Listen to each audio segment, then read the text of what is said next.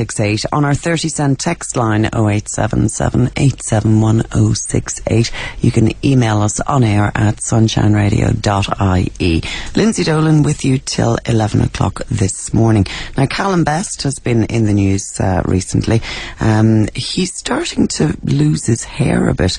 Apparently, he's having secret treatment to stop him going bald. He's only 29 and he's been visiting a hair loss clinic in Ireland to slow down his receding hairline. He's been going to the Aylesbury Clinic in Dublin. Now, the clinic specialises in hair restoration using a specially designed implementation pen to place hair follicles at exactly the correct angle and direction. It's a non-surgical procedure. Dr. Patrick Treacy from the Aylesbury Clinic joins me live in studio. Patrick, you're very welcome. How are you? Good morning, Lindsay. I'm very well, thank you. It's good to talk to you. Hair loss, now, it's such a common problem these days, not just for men, but women as well. Absolutely. When people look at hair loss, I mean, obviously there are many different causes. There are up to 7 different causes of hair loss, but the one that we would tend to sort of focus on is hormonally based. This is what we call androgenetic or male pattern hair loss, but in women it is hormonally based as well. And it's interesting what happens, believe it or not, when people say, oh, people who lose their hair have very high testosterone levels. That is a bit of a myth. But what does happen and is related to testosterone is that there's a chemical that makes testosterone. And when it circulates in the bloodstream, some hair is susceptible to it and it causes it to fall out, and some hair is resistant to it and that stays in place. But the fascinating thing about this is when you move the hair, usually from the back of the head that's resistant to it, to other areas, it retains its memory of being resistant to it, and so it doesn't fall out. So if we transplant hair, we have this fascinating sort of situation that we have hair that'll grow for the rest of your life, taken from another source. What we've done that is different is this. We have not single-handedly discovered, but almost among one of the few clinics in the world discovered, that you don't need to move up sweat glands, you don't need to move up blood vessels. If you move up the follicle on its own, it retains the memory. And this has opened a whole new world, because until this point in time, we had a situation where you cut out big strips of the back of your head as a consequence to move up all the blood vessels and different things attached to the hair follicle. And this is now totally unnecessary. And it meant, until this point in time, most people had to almost lose their total hair before they had anything done about it. Because you're not going to keep cutting strips out of your head. You're going to wait until it's at its worst before you sort of transmigrate. So most people are getting their hair, you know, sort of corrected when they're 40. We can now do it at 18, 19, 21. It also means, without putting too much of a spin on it, that nobody has to go bald again. Because if you can move them up when you need them, then you can do it when you're 18, you can do it when you're 28, you can do it when you're 38, and nobody needs to know that you ever go bald again. Fantastic. It is, it's wonderful. Hair loss, I mean, people can suffer from it from a very young age. I mean, I know a young lad, he's only 23, and he's really worried about his hair now. It's starting to thin out a bit. The biggest percentage of people we do, and we've seen this in one of our London clinics as well, is between the ages of probably 21 and 25. Yeah. Now, there's a reason for this as well. People also think that people get breast implants done in their 30s and 40s. They don't. People get it done when they're 18 to 23. And the reason for this is that both hair and breasts are part of what we call secondary sexual characteristics. In other words, you use them to attract a mate. You throw your lot physically and genomally into the sort of gene pool and make the best of it to try and get your best partner to, you know, have children in life. So a girl who feels in some way sort of shy about her breasts is obviously has less confidence. So it makes more sense that she gets a correction done that suits her physiologically and psychologically at 22 than wait until she's 32. It's the same thing with hair. The most fascinating thing with hair is that we see in our London clinic that 1 in every 4 people were a male of Indian descent of an average age of 23. And now I'm sort of into, I suppose, I'm a scientist at heart as well. Why would that be happening? And the interesting thing was, we discovered that the people who were involved in arranged marriages, who were in England, often were connected back to the Indian subcontinent. So they had to track each other by photographs. So they had to send photographs themselves, and you're not allowed by honour to lie, back to India to try and attach a mate. And as a consequence of that, they wanted their hair on board. So it's amazing when you look at the cultural sort of aspects of all this as well. It's fascinating. It's absolutely fascinating. What about people who suffer from, say, disorders like alopecia and things like that? Yeah, well, alopecia itself is just a generalised term meaning hair loss. There are many different forms of it. You have alopecia areata, which is a local loss of hair that often sort of can be corrected by injection of cortisone or steroids, because they're often sort of autoimmune. And these conditions often can disappear themselves after a period of years. Yeah. You can have alopecia totalis, or global alopecia, where you can lose hair from everywhere, including eyebrows, including sort of most of the hair, including the resistant hair on the back of the head can fall out. Then you have alopecia secondary to, let's say, fungal diseases, scarring, scalp psoriasis. So if you look at hair as being a seed that's growing in a fertile soil, then there can be many things that go wrong. The first thing is obviously something wrong with the soil itself, and that's whenever you have some scalp conditions. Yeah. The second thing may be when there's something wrong with the way it's being watered, and that's the blood that's been brought to it, that some of it has, in inverted commas, toxic chemicals of DHEA. That's the precursor of testosterone. We call it dihydroxyapyandrosterone, and that's most male pattern baldness.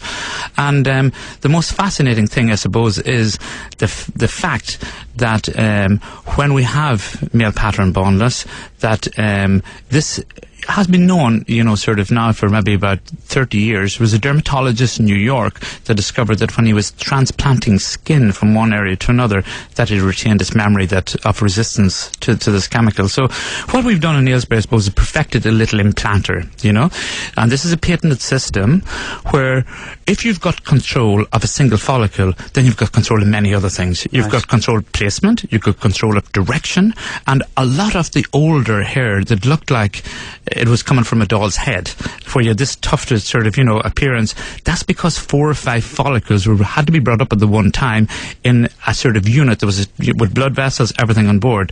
And as a consequence of that, when it grew, it looked like it was coming out of a doll's head. Yeah. Because we can take those 4 follicles now, split them up into individual ones, and implant them in the direction that you need, then we can actually employ a different hairstyle. So we actually involve hairstylists in our final product. Yeah. So we actually empower some of the hairdressers in town to be trichologists. And as a consequence of that, we see it as our business to transmigrate or implant the hair, but we hand it over because the hair will grow back fully within 10 months. It's 100% guaranteed, and then the hairstylist can take over, and they're fantastic people. It's deciding, okay, what we need to do here is your hairline is, it needs to be in this direction, and we often bring them in at the level of implanting originally. What way do you want your hair? What way does your hairdresser want your hair to be? Because we've total control over that now, and up to this point, nobody had. It's a terrific breakthrough, because there's men, you'd see them from years ago, and the hair would be going on the head, and they'd start pulling it over to the side to try and give the impression that they had more hair than they actually had. And these might be single men. Sure. So to be able to avail of a service like this is fantastic. It really is. Yeah, it is really embarrassing. It has only been in the last, I suppose, 10 or 15 years that we've seen that very short cut has now become favourably acceptable as a fashion. And of course that will change again. When we grew up originally in the 70s and the 80s, people had long hair, so people couldn't get away with that. And certainly the comb-over period is left in the older generation that came from that time. And there's no doubt about it. Actually, I think that, the short cut at the moment, I'd favour it as well. It does look quite attractive on, sort of people.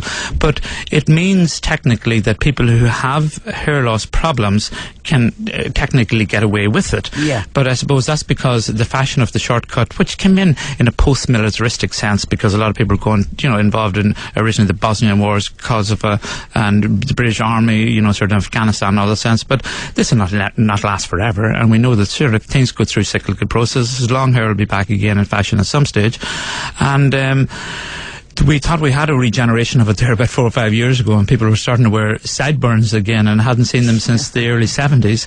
But there is no doubt about it that this means will last us through into probably the next breakthrough, which will be stem cells. And there's no doubt about it. Hair transplant coming down the line, you're going to have two big advances, like most things in medicine. You're going to have stem cell and cloning. Cloning is probably of hair as close as 5 years away, you know? Really? Yes, it is that close. The mechanism behind it technically has been worked out. The United Kingdom is going to lead most of this. There's University in Manchester and Leeds, I think, that, or maybe it's Birmingham, that have already perfected the technique, but not as a commercial entity as yet, because all these things have to be translated into business models, because they have to compete in the marketplace. I mean, hair follicle transplant now is singly the best time, because it was costing as much as €5 or €6 per follicle, and it's down now as low as €3, you know, which is amazing. Now, one of the fantastic things about our process as well is because you can split, let's say, some of the follicles down to 3 or 4 units, it means if you need 2,000 hairs, you may need to only take out 800, you know, and then you have a transection nurse. The second thing is you don't need an anesthetist. The third thing is the patient's wide awake. The fourth thing is they don't need a general anesthetic. The next thing is they don't need a team of 7 people. I mean, 2 people can do this. I mean, the old method is in a way probably going to be outmoded, and I don't want to in any way seem like I'm knocking the older method, because some fantastic doctors, and even in this city there's fantastic doctors who have perfected the other technique, and at the end of the day what you want is an aesthetic result. So even though our way is simpler, easier, more user-friendly, and probably the way the whole world will go. Eventually. You know, FUE will, you know, overtake the previous methods, because in essence, as a patient, why would you want to get a big lump cut out of your head, go through a situation where you couldn't play contact sports for a long period? It's an operation you're having, really. Yes, isn't it? Yeah. You know, but I mean, Aylesbury has done this to a lot of processes. We looked at liposuction, and we said, you know, this can be simplified. So we drove, I suppose, liposuction under local anaesthetic, and now it's almost like a worldwide phenomenon. Vaser in 2003, don't forget, as an ultrasonic assisted method of liposuction, was still being done under general anaesthetic, and I was one of the first people who had it done on myself to prove that it could be a local anaesthetic. Now, I wanted to take the credit for local anaesthetic being used in liposuction. That was done in America by a famous dermatologist whom I've met on many occasions, Dr. Klein, many years before that. I've also met Professor Illieu, who now is about 83 years of age, who was the first person who invented liposuction to an extent. Well, he took it from a colleague. I actually think I saw a documentary on him once. Did you? Yeah, a fascinating guy, yeah. It's funny, I was in Paris recently with a common friend of ours. We had to go to see him sick in his house. He has a certain condition that I don't want to mention in there. But absolutely a wonderful person, and very full of the joie de vivre, and there's no doubt about it. These people all contributed to medicine in its time, and medicine changes, like technology, and now we're in a situation, I suppose, where people want less downtime, procedures that are safer, usually procedures that don't involve anaesthetists. And believe it or not, a lot of my friends are anaesthetists, and I don't mean this in any discomplimentary way. It just is the mortality rate from anaesthesia per se, for many reasons, not just because of anesthesiologists obviously, but the fact that often people are sicker, they're fatter, they've cancers, the road traffic accidents is 1 in 5,000. So if you can bypass this in any way, that you can have a situation where anything can be done on the local anaesthetic, patient's awake, the patient doesn't have to undergo any sedation, then it's obviously going to be, you know, much better. But at the end of the day, the person who's doing the procedure has to have skills as well. So just because the process itself is made easier, more user-friendly, you still need a talented person, you know, sort of behind the knife.